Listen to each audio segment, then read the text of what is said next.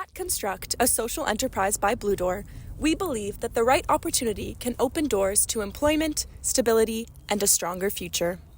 Developed by Blue Door's award-winning program, the Construct Canada portal is a flexible, online learning platform designed to complement and expand existing programming, with access to a robust content library of curated courses. The growing library of courses are designed to support professional and personal development, featuring course topics such as mental health, employability skills, financial literacy, and more. Organizations can choose from a range of learning modules and combine them into flexible packages that support their goals.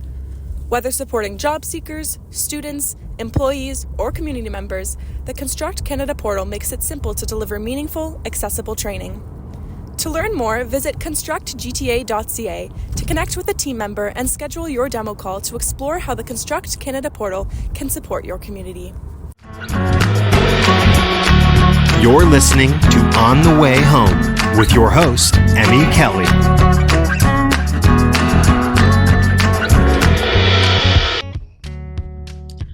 Welcome back to On the Way Home, the podcast where we explore the people, partnerships, and ideas shaping the future of housing, health, and community care. I'm your host, Emmy Kelly. Today, I'm joined by David Fry, the new CEO of LOFT Community Services. David steps into this role at a critical moment as communities across Ontario grapple with rising housing insecurity, complex health needs, and growing pressure on both housing and healthcare systems. With a leadership background rooted in home and community care, David brings a unique perspective on how housing and health must work together as part of a continuum of care. Welcome, David, to On the Way Home. We're so excited to have you join us today. Thanks so much, Emmy. I'm happy to be here. I'm going to jump right in with our signature question. What does home mean to you, David? Home means to me my husband, Stephen, and our cat, Matthew. Home means about being in a place that's safe, a place where I can relax, recharge, re-energize. Home is all about feeling cared for to me and being in a position to be able to care for others. That's what home means to me. Speaking of cat, yes, you might hear dog barking in the background at different points because I'm caring for my daughter's little kitten right now. And nice. My 9-year-old Zeus is having trouble getting along. So Okay. Hopefully it doesn't get too loud. Yes.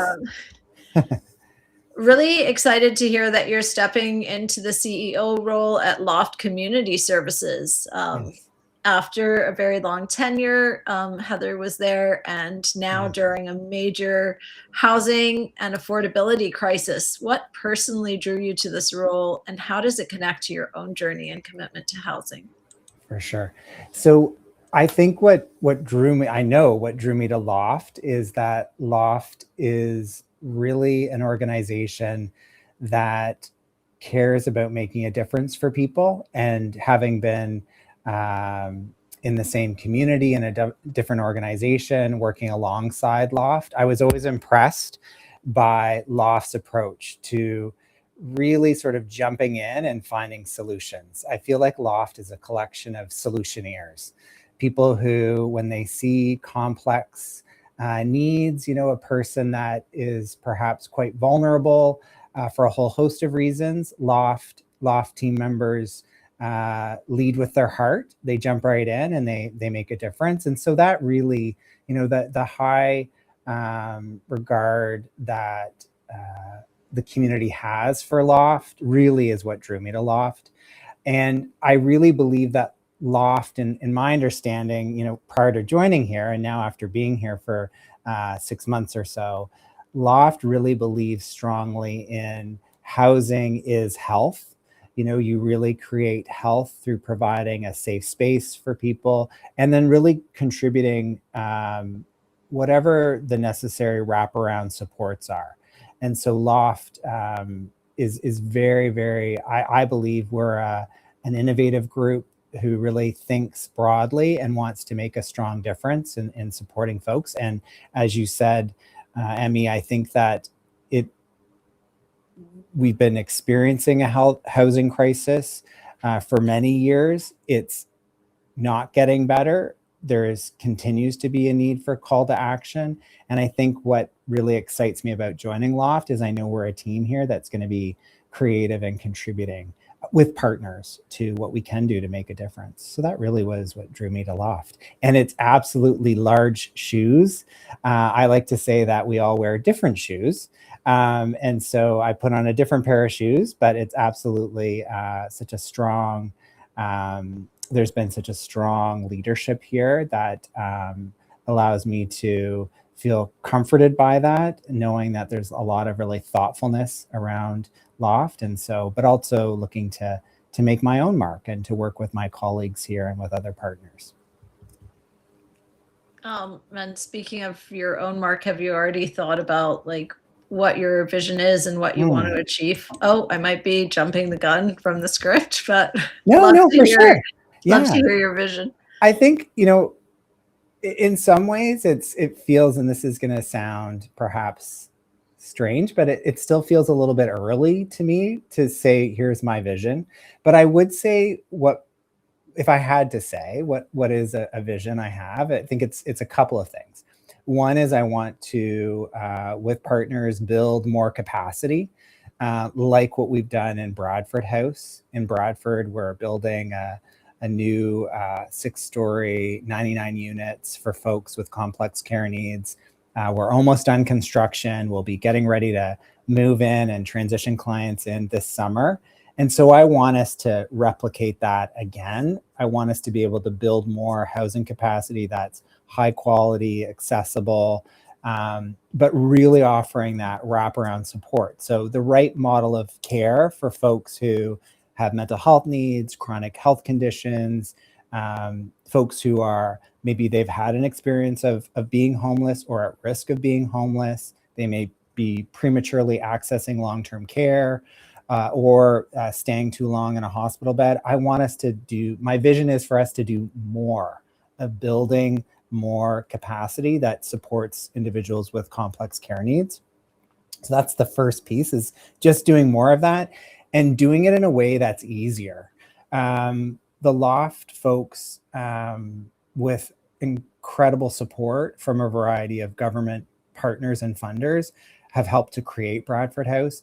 And so how could we make that easier next time so that it's more streamlined? We know where our operating dollars are coming from. We know where the capital investment is coming from. And we started this conversation by talking about the context. We're living in a time of, lack of access to affordable housing, or lack of access to housing where you have the right wraparound supports.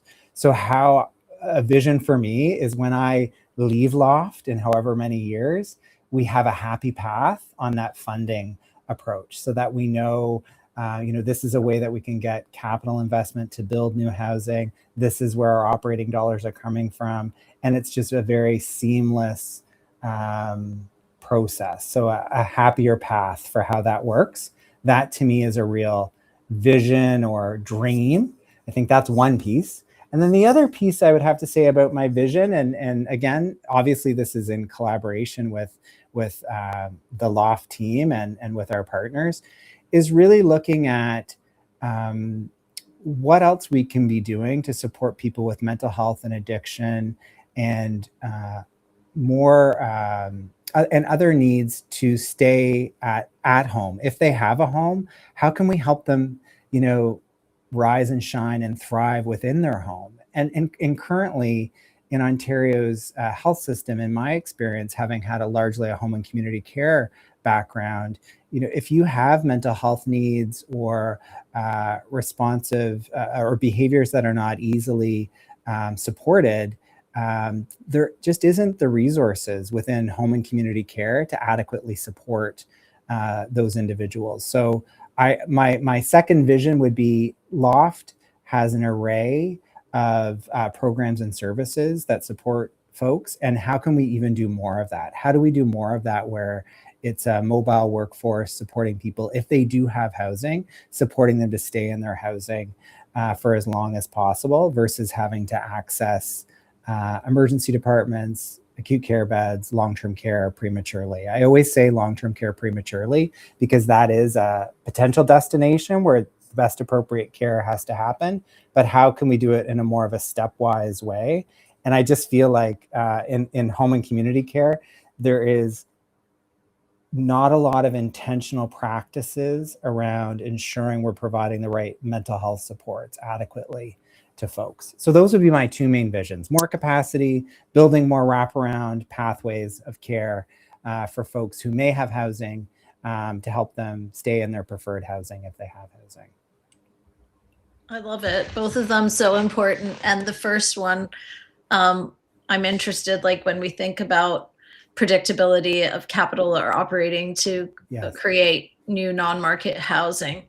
Do you have thoughts about like how we'll tackle that without the systems in place to do so? Or is that like part of the work you want to approach? Yeah, I think that's part of the work, really, frankly, to approach. And I feel like, again, we started our conversation by chatting a bit about, my predecessor here at LOFT and the team at LOFT, who really, to coin our phrase, took a leap of faith in how they approached with a business case around capital funding for something that meets a need. And so I think it really was a leap. And so based on our experience to date, how do we try to influence and articulate clear recommendations? How do we say, this has been our experience, this is what we propose could work differently? And how do we bring that to the ministries, to government, to articulate an opportunity? Because we actually have had, even in my short period of time here, and I know prior to that, there's just been really lots of very good experience that also offers some recommendations for what we could do differently. So actually just yesterday, we had a bit of a debrief, the leadership team, and surface some of those recommendations that we want to bring forward and, document and bring forward in a paper. So. Amazing. So definitely not all the solutions, but a lot of energy and a lot of this team with partners, a lot of great experience. Tell us a little bit more about your journey from deep home and community care leadership, including your work with VHA Home Health Care. How has that healthcare background shaped the way you think about housing as part of the care continuum, not just a roof over someone's head? Yeah, for sure. I feel like, my journey really in home and community care and joining LOFT has been really all about understanding how to work with a team, and to think about what is it we're trying to achieve together, and really to try to galvanize ourselves around a common vision or goal. And so I had a lot of great experiences in home and community care leadership roles where it was really around, we knew that we had an opportunity to make a difference in how people experienced care or support in a way that was more meaningful to them, met their needs. Likewise, I think in terms of housing, and again, I do think of what we do is really about health service. Housing is health.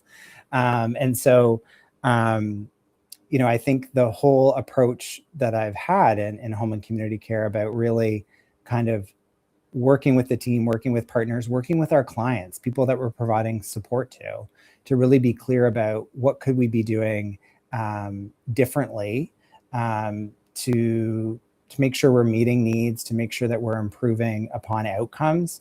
I think that, and thinking and talking about those outcomes, and that experience really, for me, from a leadership perspective, has come a lot through my home and community care experience. And so I think it's just really nicely fits to our strategic plan here at LOFT. I mean, for example, most recently, we've launched our Client Voice Council, where we're truly bringing our clients, their perspectives into how are we approaching our work. What do our care practices look like? How are we missing the mark? What do we need to be advocating around? Not only our clients, but also our team members, our staff tell us. So just that collaborative approach to leadership and really trying to galvanize around shared vision, I think, has been what's certainly been my approach in home and community care. And I can see it being something that's useful here at LOFT. I mean, the one thing I would say about, and I'm still learning a lot. I'm like by no means an expert. I'm learning tons, but I'm surrounded by experts here, which is great. But, I still have questions like, do we have a minimum data set when it comes to determining a level of care need for supportive housing? And how do we do that provincially? What's our provincial lens around this? Helps us to better understand the need for a specific type of housing. So, what my team tells me is that there's a lot of variability in how that happens. And so, and rightfully and understandably, that a lot of it comes down to each of us wanting to make sure we're providing the right support, tailoring our support to a person when it comes to housing. And so that makes a lot of good sense. But I guess for me, from my home and community care experience, one of the impactful pieces where we can agree on certain standards or guidelines of care when it comes to collecting information and how do we operationalize that so we have an impact on a person's experience of support. And that's the part that I'm still trying to better understand. Okay, well, how do we do that? I know we do that when it comes to like intensive case management. I know we're doing that as we're rolling ahead with more coordinated access work across Ontario. And what I'm still trying to better understand is how are we doing that when it comes to supportive housing? And that's the part where there does still seem to be an opportunity. So one of your questions earlier around a vision is, so again, when I leave LOFT, wouldn't it be great to know that here is our provincial view of demand? So it's like in terms of when I say demand in my language, which may not be the right language, but just to say like level of care. So what is the level of support that's needed? How do we actually translate that into our supportive housing need? And how do we articulate that to the province, to our funders? So to me, that's something that I've seen that happen within home and community care, like when it came to long-term care homes and thinking about long-term care, triaging of needs. And so, and even when it comes to different client population groups accessing home and community care. And I think there's a lot of opportunity to bring some of that thinking into, or for me to learn how we're bringing it into supportive housing. Because I'm sure it exists. But Deborah Walco is our VP here of client care. And she always is encouraging me that's something that, we need to be talking with AMHO about, and AMHO has those ideas, David. And so I just need to learn more about that. Well, it's always important to ask the questions because that's how we learn and experience. I think that you shared with us your early goals and visions. Is there anything more that you want to add on specific shifts, new directions that you want to push forward? I think that kind of what I was mentioning earlier probably still sums it up. Yeah, I think it still sums it up. Yeah. You've worked closely with system level partnerships through Ontario health teams. Yes. How can stronger partnerships between healthcare, housing, community services actually unlock better outcomes for people experiencing homelessness or housing insecurity? For sure. So I feel like, Ontario health teams and integrated service delivery models and stronger connections with primary care. I've had the positive experience of working within a couple of Ontario health teams previously, and one in particular with East Toronto Health Partners, where we launched an integrated home hospital to home program. And in that experience, what I think is just such an important piece to bring for folks who are homeless or at risk of really just not having their needs met for mental health reasons or other social determinants of health, frankly.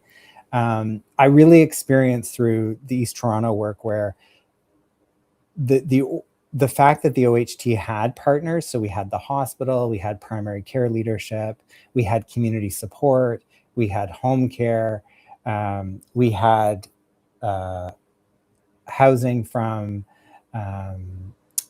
one of our community partners, Wood Green. So we really came together and thought through what is this model for individuals who are leaving the hospital to stay at home, and help them remain in the community and better connected to the community. And it just made a world of difference in terms of, for two things, really better outcomes and better experiences. So clients who maybe in the traditional way weren't leaving the hospital because there were certain needs that weren't being met. So because we worked as one team across these different partners, we created a care plan with all the different partners at play that I mentioned. We were able to help that person to leave the hospital and stay at home and stay better connected to their community. So we just leveraged the strengths of each other's organization. We didn't need to have one organization take everything on. We just leveraged the strengths and assets that each brought to bear. Obviously, we needed to have some structure around it, some governance around it. And that is what I see the benefit of the path we've been on the last few years with Ontario Health Teams, around actually trying to bring a bit of a framework that says, that we need these partners to come together and come up with these practical models. And so, I've just seen and had the benefit of seeing things come to life in a very respectful way for people, and really thinking about everything that can come to bear on in improving a person's outcomes. I've also had the experience now since joining LOFT, where, because LOFT is in a lot of different places, so we are part of different Ontario Health Team tables, where I've actually experienced the opposite, though, where we're not always talking about, we're talking about working together, but it may not be, we're not fully perhaps leveraging the strengths and resources of the different partners. So I've had both experiences where when you have that very shared philosophy of interconnection and connection across the different partners, you can really make a big difference, or not, where it's just sort of still kind of operating in more siloed ways. And so, I think there's tremendous potential. And it always surprises me that we don't, we don't talk enough about surfacing. So what are the specific skill sets or resources that we need to make sure are available for people who may not be, their needs may not be easily met through traditional kind of like health services. So, and so how do we think about what are all the different pieces that we need to be considered, whether that's like a more holistic assessment from a social worker or a social service worker who actually then really focuses on some of those aspects that may make the difference about helping keep that person from returning to the emergency department, or connecting them to like a, a community ambassador. So I just feel like it's such a missed opportunity, and we do still have missed opportunities, which kind of surprises me. Yeah, I was thinking about what you said about, not just partnerships, but meaningful partnerships that actually connect the dots between organizational strengths, systems that are in place, that aren't in place, to, bridge gaps and all. There's still a long ways to go. And also, I think it's easy to get so involved in just doing what you need to do every day that taking the time to step back and help connect the dots so that we are really making meaningful change can sometimes probably be what's lost on us. So Right. very refreshing to hear your perspective. What would you say are the biggest gaps right now in supportive housing in Ontario, from what you've learned so far, especially for people with complex health or mental health needs? And how do you feel organizations like LOFT can help fill those gaps? Yeah. So I would say that I feel that it's making sure that we are putting, and I can't believe I'm going to start with this, but I am going to start with this. I'm going to start with resources, which generally I don't start with. So in my thinking, I often think we have resources. So how do we utilize those resources best to meet people's needs? But I think I have learned that one of our gaps, I know I've learned that one of our gaps in supportive housing is resources as it relates to making sure we have a safe, adequate, accessible space. So we have housing, and what I've learned is that some of our older homes, it can be quite a lot of resource, quite a lot of investment to improve the space so that it's safe, so that it's addressing needs. So we're proactively maintaining the property. And I had no idea the amount of additional cost that is for us. And again, at LOFT, we have a really thoughtful property assessment process that we go through that then documents and ranks, what are our needs? And that's like millions of dollars right now.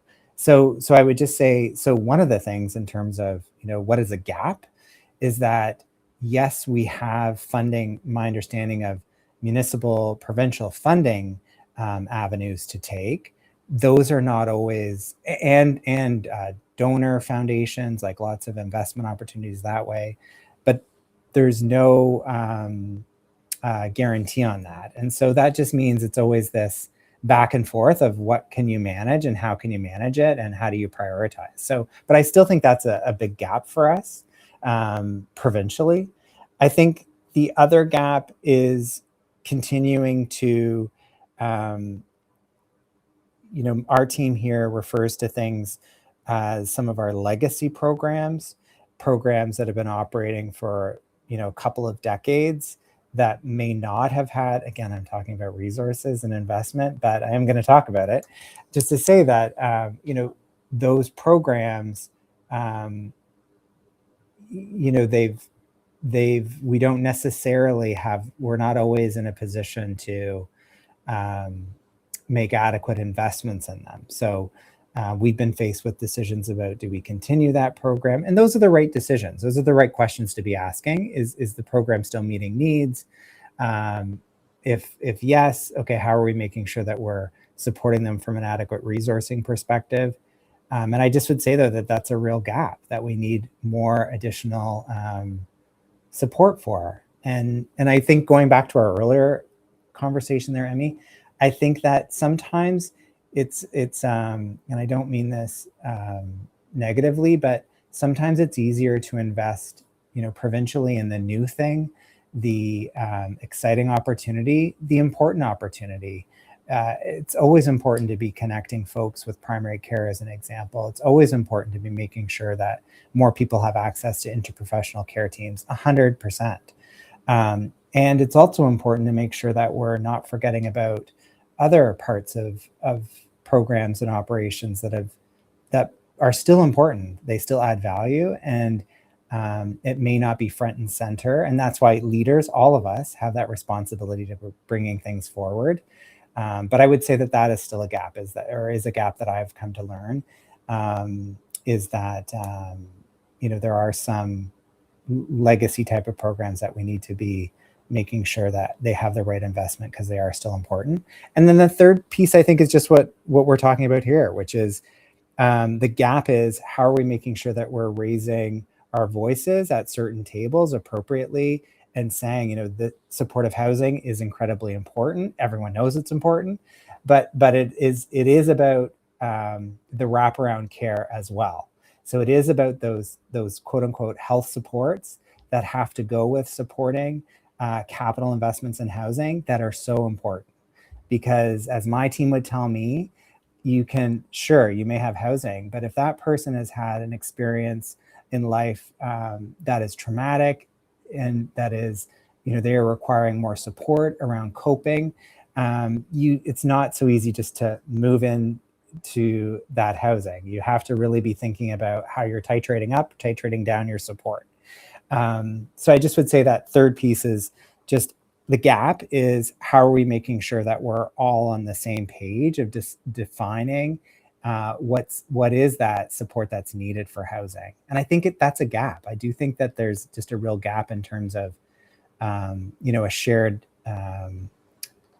vision around that. I hope that answers your question. Support in housing, do you mean like for service users accessing like community housing, or do you mean like what type of housing we need to create?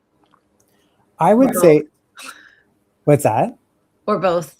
I think it's both. I do think it's both. I think it is both. I feel like, I would say it's obviously driven by the needs of the person, but I would just say that I just feel like it's not, I think that we really just need to be all on the same page of, for folks who have probably more complex needs, how are we making sure that they have the right supports for them? Mm-hmm. And I mean that, like with your point of supportive housing, I think there's a rally point there for everyone. Like you listed kind of all the pros from a health and housing perspective. And, for those who may not necessarily see those, there's also the viewpoint of the cost savings that it can make on our systems, our health systems, and across the board. Outcomes purchasing shows us the immense saving that can be made there. So not only is it good for all the reasons you mentioned, but also good for our society. If we're able to continue to push that forward economically, it'll be a better outcome as well. Personally, what are 2 dreams you want to achieve in your lifetime? So my personal dreams. Yeah. David's dreams.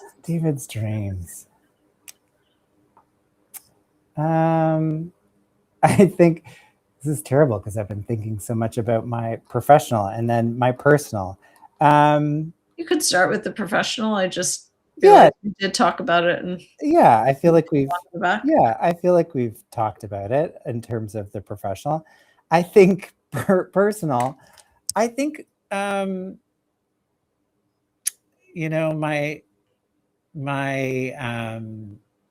personal dream, I guess, is that, in some ways, I'm a firm believer in setting goals and targets and just sort of tracking my ability to get there.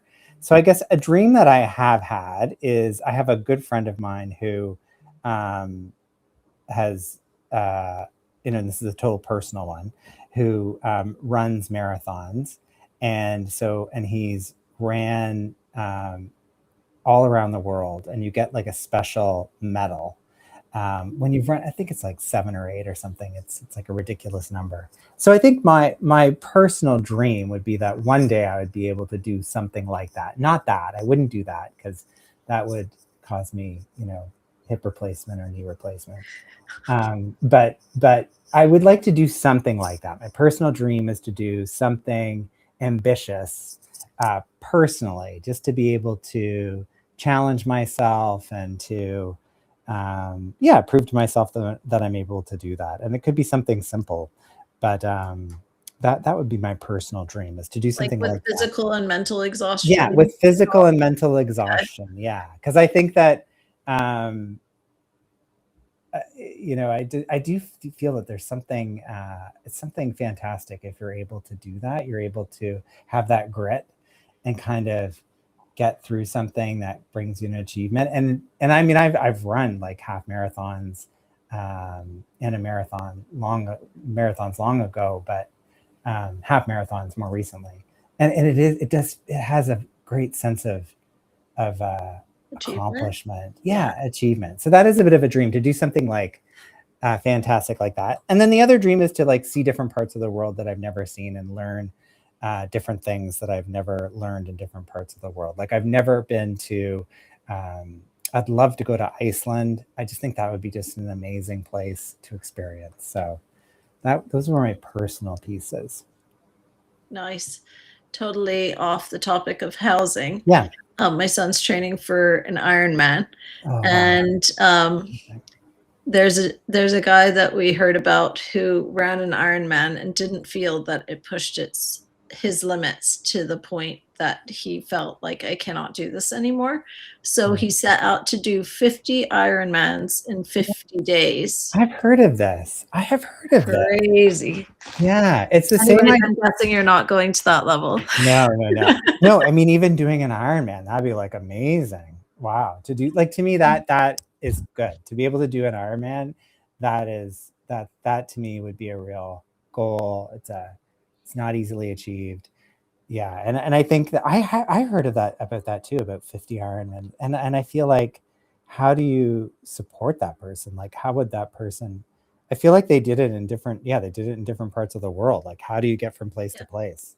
Yeah. And so my friend, he did it and he had support, like when he did his marathons, and like he was in Japan, Berlin, different places in the US.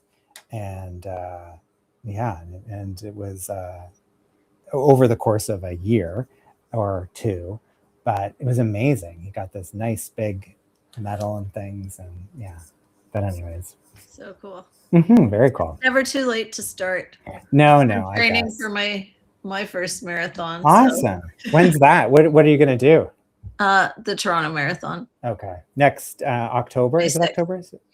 Or May 6th? No, sorry, May 4th. Oh wow, that's going to be here. Well, good luck. You're almost there in terms of your training. That's great. Fantastic. We'll see. But you know what I mean? It's nice when some people would think that's not really much of a dream, but it's pretty, and it feels, when you finish it, it's just a real achievement. You have it's exhilarating, and it's quite emotional. You do feel, I mean, I feel like it's a bit of you did it, because it takes grit to do that. It's so easy just to stop. I mean, it's not easy to stop, but you know what I mean. So good for you, Emmy. That's amazing. Well, right back at you. It sounds like you have already done plenty and have more on the horizon. Back to topic. When you zoom out, what gives you hope in the housing and community care space right now? What's one bold move you think Ontario needs to make to truly shift the housing crisis trajectory? Or you have talked a bit about Ontario, so if you want to go Ontario and then Canada. Yeah, I mean, so I think for Ontario and Canada, probably, it's really about, it's like that piece I was describing earlier around, to be bold in the sense of come up with that happy path around how to accelerate, operating and capital investment, and, really be bold about marrying, I don't know, like within the center of government to whether it's provincial or federal, around, here's our task. Let's accomplish this. We can do this. This is doable. So I think that is bold, or just a really good use of resources, a good way to use resources to get a good outcome to support folks. And then I think what gives me hope, and what's always given me hope, whether it's here, whether it's at VHA or wherever, is the dedication of the leaders and the people who are helping people. Like, whether you're a personal support worker resident support worker, case manager, nurse, a life enrichment coordinator. I feel like what I always have hope in is seeing how people really do, like 99% of the time, focus on the right thing, which is helping and trying to make a meaningful difference. So that does give me hope.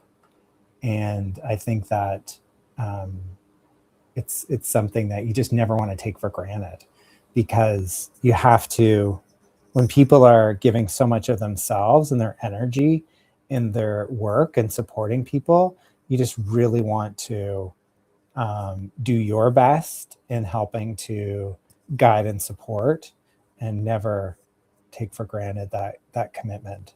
So yeah, but that gives me lots of 100%. hope. Agreed on that. David, before we close the show, is there anything else you'd like to share with our listeners? Any ways people can get involved, any calls to action, or just any words of wisdom for us? No, I think it's been a pleasure, Emmy, connecting. And I would say that I think that I'm learning, I'm still learning, and I'm happy. I would just say that it's so important, a call to action is for each of us to, be connected in our communities and identify ways that we can make a difference. Because you were talking earlier about, the benefits of housing, supportive housing, and all of the, the economic value, the health systems value. And there's also just the value in your community, like being connected to your neighbors and creating, a space that's supportive for everybody.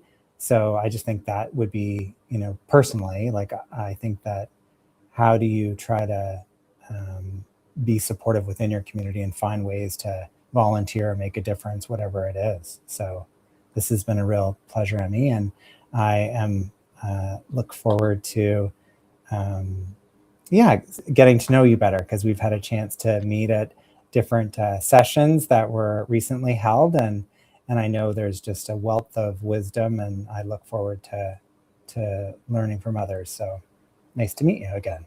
For sure.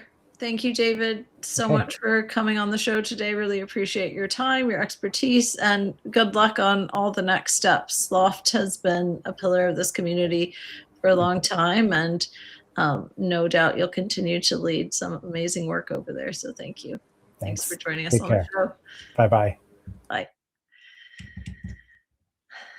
Today's episode featured David Fry, CEO of LOFT Community Services, whose leadership highlights the growing connection between housing, healthcare, and community support systems.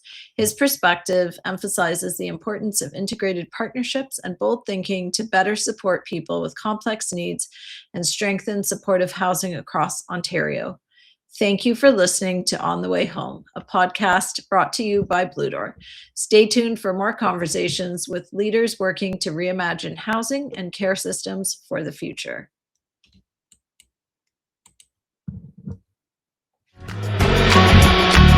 You're listening to On the Way Home with your host, Emmy Kelly.